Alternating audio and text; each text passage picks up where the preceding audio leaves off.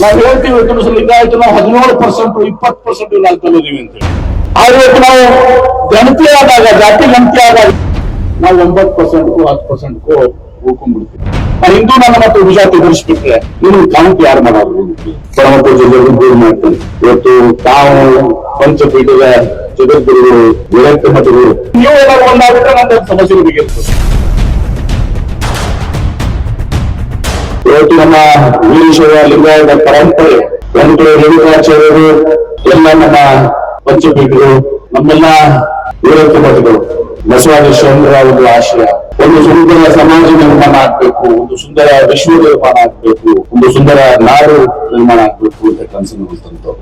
ಅನ್ಯ ಪಡಬೇಕು. ನಾವೆಲ್ಲರೂ ಕೂಡ ಈ ಒಂದು ವೀರಶೈವ ಲಿಂಗಾಯತ ಸಮುದಾಯದಲ್ಲಿ ನಾವು ಜನ್ಮ ತಾಳಿದ್ದೀವಿ.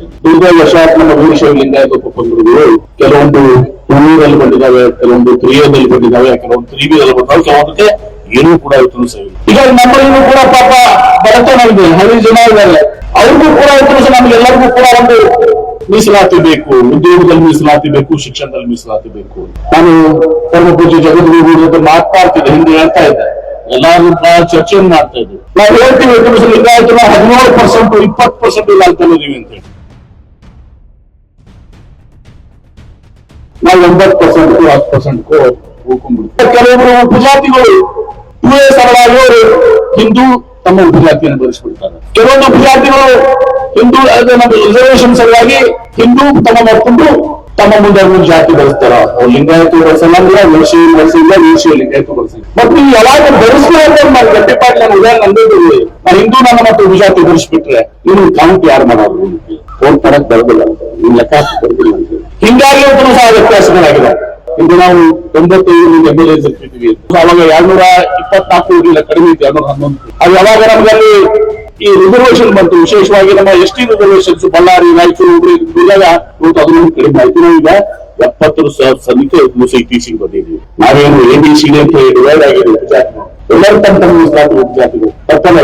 ಅಲ್ಲಿಗೂ ಉಪಜಾತಿ ಇದೆ, ಎಲ್ಲರೂ ಕೂಡ ಲಿಂಗಾಯತ ಬರ್ತಾನೆ. ಬಡವರು ನಮ್ಮ ಏನು ಲಿಂಗಾಯತ ಸಂಬಂಧ ಯಾವುದೇ ಉಪಪಂಗಡಗಳಿರಲಿ, ಎಲ್ಲಾ ಉಪಪಂಗಡಗಳಿಗೆ ರಿಸರ್ವೇಶನ್ ನಮ್ಮೆಲ್ಲರೂ ಕೂಡ ಸಿಗ್ಬೇಕು, ಉದ್ಯೋಗದಲ್ಲಿ ಸಿಗ್ಬೇಕು, ಮೀಸಲಾತಿ ಸಿಗ್ಬೇಕು. ನಾನು ಒಂದು ವಿನಂತಿಯನ್ನ ಎಲ್ಲಾ ಪರಮ ಪೂಜ್ಯ ಜಗದ್ಗುರು ಮಾಡ್ತೇನೆ. ಇವತ್ತು ತಾವು ಪಂಚಪೀಠದ ಜಗದ್ಗುರುಗಳು, ವಿರಕ್ತ ಮಠಗಳು, ನಮ್ಮಲ್ಲಿ ವ್ಯತ್ಯಾಸಗಳು ಇರ್ಬೋದು.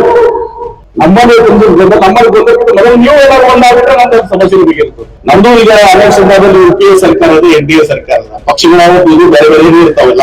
ಆ ಒಂದು ಕಾಮನ್ ಮಿನಿಮಮ್ ಪ್ರೋಗ್ರಾಮ್ ಹಾಗೆ ನಮ್ಮ ಸಮಾಜಕ್ಕೆ ಒಳ್ಳೆಯದಾಗಿದ್ದಾಗ ಪಂಚಪೀಠಗಳು, ವಿರಕ್ತರು ಎಲ್ಲರೂ ಕೂಡಿ ನಮ್ಮ ಮಕ್ಕಳಿಗೆ ರಿಸರ್ವೇಶನ್ ಇರ್ಬೋದು, ನಮ್ಮ ಇನ್ನುಳಿದ ವಿಚಾರಗಳಿರ್ಬೋದು, ನಮ್ಮ ರಾಜಕೀಯ ಶಕ್ತಿ, ನಮ್ಮ ಜನರ ಶಕ್ತಿ, ನಮ್ಮ ಇದು ಏರಿಯಾಗಿದ್ದು ಸಹ ನಾವು ಏನಾದ್ರು ಒಂದು ಆ ಕಾಮನ್ ಮಿನಿಮಮ್ ಪ್ರೋಗ್ರಾಮ್ ತರ ಏನಾದ್ರು ಮಾಡ್ಕೊಂಡ್ಬಿಟ್ರೆ ಬಹುಶಃ ನಮ್ಮ ಎಲ್ಲಾ ಜನರು ನಾವು ನಂಬರ್ ಇರ್ಲಿಕ್ಕೆ ಆಗ್ತದೆ. ಅಥವಾ ಈ ಕಡೆ ನಾವು ಸಿಕ್ಕೋತೀವಿ, ಈ ಕಡೆ ಸಿಕ್ಕೋತೀವಿ, ಹಿಂಗಾಗಿ ಪರಿಸ್ಥಿತಿ ಬಹಳ ವಿಭಜನೆ ಆಗಿದೆ. ನಾವು ಸತ್ಯ ಮಾತಾಡ್ತೀವಿ.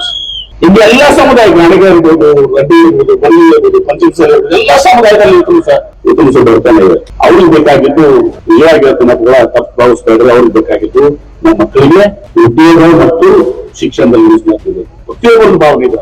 ಎಲ್ಲಾ ಸಮುದಾಯಗಳು ಒಂದೇ ಇದರಲ್ಲಿ, ಎಲ್ಲಾ ಉಪಪಂಗಡಗಳು ಒಂದೇ ಇದರಲ್ಲಿ ಇರಲಿಲ್ಲ. ಅದು ರಾಜ್ಯದಲ್ಲೂ ಕೂಡ ತ್ರಿಯದಲ್ಲಿ ಮೀಸಲಾತಿದೆ, ಕೇಂದ್ರದಲ್ಲಿ ಕೂಡ ಹಿಂದುಳಿದರಲ್ಲಿ ಮೀಸಲಾತಿದೆ. ಆ ಒಂದು ಮಾರ್ಗವನ್ನ ತಾವು ನೇತೃತ್ವ ವಹಿಸ್ಕೋಬೇಕು. ಆ ನೇತೃತ್ವ ವಹಿಸ್ಕೊಂಡು ಆ ಮಾರ್ಗದಲ್ಲಿ ನಾವು ಎರಡನೇ ನಮ್ಮ ಸಮುದಾಯಕ್ಕೆ, ನಮ್ಮ ಮಕ್ಕಳಿಗೆ ಒಳ್ಳೆಯದಾಗ್ತದೆ ಅನ್ನೋ ಮಾತನ್ನ ಬಹಳ ಪ್ರಾಮಾಣಿಕವಾಗಿ ಮಾತನ್ನ ಇವತ್ತು ನಾನು ಬಯಸ್ತೇನೆ.